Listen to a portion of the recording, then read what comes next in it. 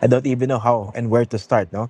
Because it's very frustrating for a lot of us hearing the news coming from the Secretary of Justice, no? Pero nga, no, sabi niya napakahirap daw nung situation in the sense na yung data privacy laws sa Europe very very strict. Help us understand bakit mahirap kumuha ng detalye yung Philippine authorities doon sa Czech authorities as far as Zaldico was concerned. And number two, yung isang frustrating part, no? Kailangan pang pumunta ng ating high-level delegation dyan sa Czech Republic only to come up empty-handed at para lang malaman itong detalye na ito, no? Anyway, go ahead. I think, Christian, it boils down to two things. Yung lack of prosecutorial strategy. Parang nangangapa eh. Pangalawa, and I say this with all due respect to our friends over at the DFA kasi alam natin nagtatrabaho sila ng matindi. Malaki ang scope ng kanilang trabaho. Hindi sila properly funded. It's a question of yung diplomatic scale and reach ng bansa natin. It was also news to me that a Western democracy such as the Czech Republic does not have a mutual legal assistance framework with the Republic of the Philippines. Kasi maalala mo, nung sinabi natin at pinag-usapan natin yung data privacy strictness ng European Union sa GDPR nga, for example, and the protection of personal information na hinahandle ng government, a lot of this is consent-based. Pero may exemptions. For example, questions of criminality, national security, and when it comes to government cooperation. So for example, may mga certain exemptions from data privacy na inaalaw ang government na in possession of that information in Europe to share it with a third party if it concerns government-to-government relations, national security, and tamping down on criminality. So obviously, because we don't have that framework, hindi sila makapag-share ng information. And yun nga, na-reveal nga ng SOJ natin na actually they talked about creating an mutual legal assistance framework between the Philippines and Czechia. A bit too late in my opinion.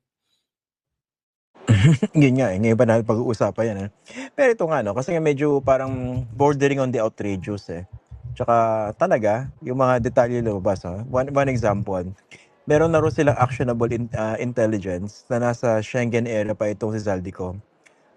Well, dapat ba tayo masorpresa? Dapat ba tayo magalak? Is that even surprising? Is that even news? Most likely nandun yan, hindi ba? Pero sa laki ng Schengen area, ang hinahanap natin dito, nasan mismo si Zaldico at paano siya mapapauwi. Ikaw ba, do you also get the sense na may pagkapapatay-patay na naging response ito ng gobyerno? Yun nga yung unang pinuntiri ako, diba? Sabi ko, parang walang prosecutorial strategy. Dahil hindi na nila alam kasi yung basic facts Kasi paano ka magpa-form ng isang prosecution strategy kung hindi mo alam yung mga parameters na kung anong pinaglalaroan ninyo, ano yung tinatrabaho ninyo. For example, why is it during yung revelatory press conference nga ni Secretary Vida, parang ngayon lang, kung titignan mo yung body language and yung tone niya, bakit parang ngayon nyo lang nalaman na multiple passports pala ang hawak na itong si Mr. Ko? So, nakapagtataka kasi una sa lahat, nung kinansela nga yung hawak na passport niya, according to news nga, na dahil nga dun sa court order, di ba kinansel ng DFA, dapat nung ni-run through yan sa DFA, hinanap lang yung pangalan ni Mr. Ko, dapat lumabas dun sa sistema nila lahat ng previous passports niya and lahat ng current passports niya. Being a former public official, alam naman natin na pwedeng nagkaroon siya ng official passport, di ba? And in some circumstances, pwede rin siyang awardan ng mga diplomatic passport. Depende yan, discretion din yan ng DFA. Pero yung official passport, for sure nagkaroon siya. So, ang tanong dito, anong passport ba ang in question? And bakit hindi kinancel lahat? Yun yung nakapagtataka. Okay. Isa pang nakakapagtaka rin dito yung sinabi na ang ginamit daw ni Zaldico na passport ay yung expired. Parang help us understand it, no? Kung ako si Zaldico, why would I knowingly use a passport which I know is already expired while going around the Schengen area? Na alam naman natin, hindi naman talaga nag-check regularly, di ba? Ng mga travel documents. Pero nga, why would you even risk it? That also raises a question, hindi ba?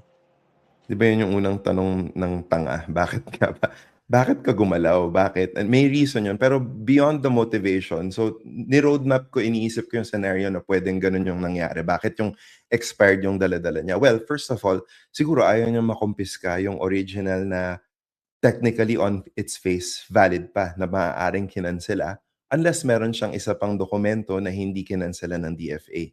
So ang scenario na nagra-run sa isip ko is alam natin that he's actually traveling by land.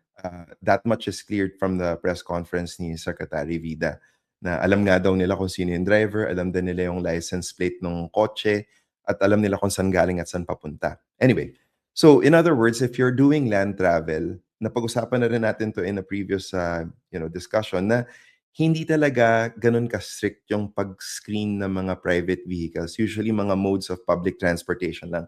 Like airlines, so sa airline talaga kailangan mong presenta ng valid ID talaga yan. Passport if you're crossing a border. Tapos if you're traveling by train or bus, definitely you want to carry a valid ID as well, which would necessitate a passport for a foreign national. So malamang kung private means yung conveyance niya, hindi nga talaga nagche-check eh. For some borders, maluwang yan. So let's assume nanggaling siya ng Portugal. Una, very easy mode yan from Portugal to Spain. From Spain to France, medyo mahirap. Pero there is a way and pwedeng dumaan din sila sa Andorra or tignan natin, baka nakadaan sila sa mas quiet na parte ng border. For example, sa Basque region. Kasi mas matindi yung crossings doon compared doon sa may area ng Catalonia and southern France. Kung doon sila tumawid, ano pang ba susunod na tatawirin nila? Switzerland. Madalis din, Christian, nakadaan ka na doon sa may area ng Geneva. Hindi din ganun kahigpit yung, yung immigration controls doon dahil part din ng Schengen ng countries yun. From Switzerland, papunta ka na ng Austria, maluwang din ang controls between Switzerland and Austria. May checks pero very random for private.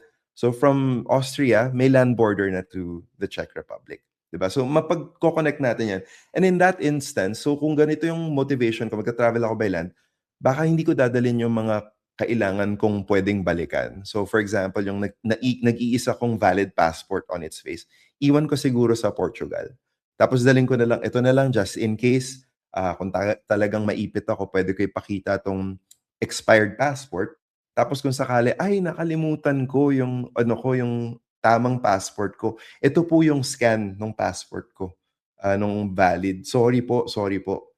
So, last point, Christian, na sasabihin ko dito is, ang sabi din, ang kinonfirm ng Czech Republic to the Philippine authorities, kila Secretary Vida nga daw, is he was detained on the basis of immigration administrative violations.